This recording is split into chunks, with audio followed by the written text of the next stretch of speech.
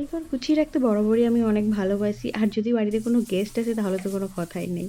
Anyways আমার বাড়িতে guest আসলে ১ম লস্যি সার্ভ করেছি আমি। তারপরে করেছিলাম ম্যাগি আর একটু মিষ্টি সন্ধ্যাবেলাতে। আর এখন আমি রান্না বসাচ্ছি। এই যে দেখতেই পাচ্ছ বাঁধাকপির তরকারি হচ্ছে। তার আগে কে এসেছে সেটা বলি। আমার কাকা এসেছে। সচরাচর আমার বাবার বাড়ির ওখান থেকে কেউ আসেই না। তো কাকা তবুও এসেছিল কারণ আমার চাচাতো ভাইয়ের অপারেশন হয়েছে তো হসপিটালে আছে জাস্ট নাইটটা স্টে করবে বলে এসেছে। তাও আসতে চাইছিল না, জোর করে বললাম। তো আমি ছোটখাটো যেটুকু পেরেছি রাতে আয়োজন করেছি। এখন বেগুন ভাজি করছি। হাসব্যান্ডকে অফিস থেকে আসার পথে আমি বলে দিয়েছিলাম, উনিই বলল যে মাটন নিয়ে যাই। যেহেতু কোনো সময় আসে না, এসেছে যেহেতু। তো এখানে মাটন এনেছিল। মাটনের ওই চর্বি-টর্বি দিয়ে একটু বাঁধাকপির তরকারি করেছিলাম। তার সাথে একটু মাটন কষা করে দিয়েছিলাম।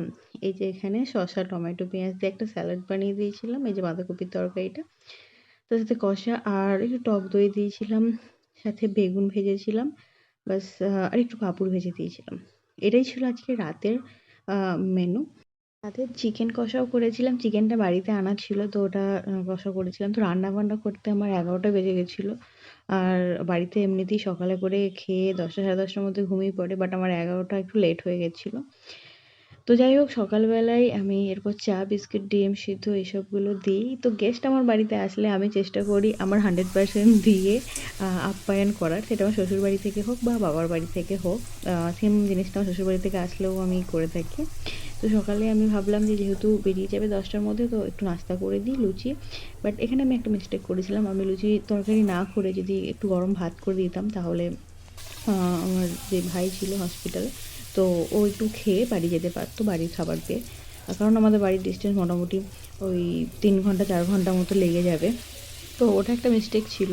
যাই হোক আর এছাড়া ভেবেছিলাম আজ দেখা করব বাট আজ তো ছুটি দিয়ে দিচ্ছে আর হাসব্যান্ডের আজকে ইন্টারভিউ রয়েছে। তো নেক্সট পরে অন্যদিন বাড়িতে গিয়ে দেখা করে নেব। তো এই দেখো খাবার আমার এখানে রেডি হয়ে গেছে। মুগ ডাল আলুর একটা তরকারি করেছিলাম। আর সাথে মিষ্টি দিয়েছিলাম। মটর ভিজাতে ভুলে গেছিলাম তো ঘুগনিটা করতে পারিনি এটাই আরকি। তো ব্যাস আজকের মতো এখানেই টাটা।